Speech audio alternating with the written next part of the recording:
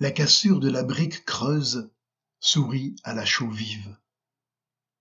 L'air mêle les haleines des bouches les plus désirables, la première fois qu'elles se sont abandonnées. Et le mouvement de l'ouvrier est jeune. C'est à croire que le ressort du soleil n'a jamais servi.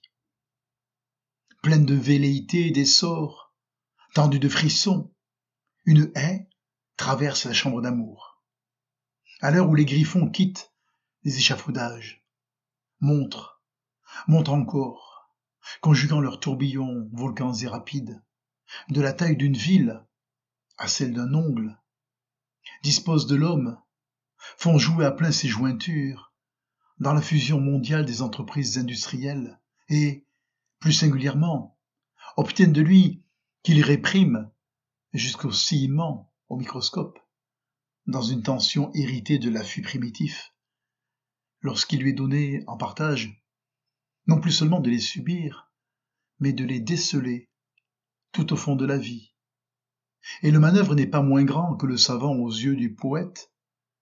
L'énergie, il ne s'agissait que de l'amener à l'état pur, pour tout rendre limpide, pour mettre au pas humain des franges de sel.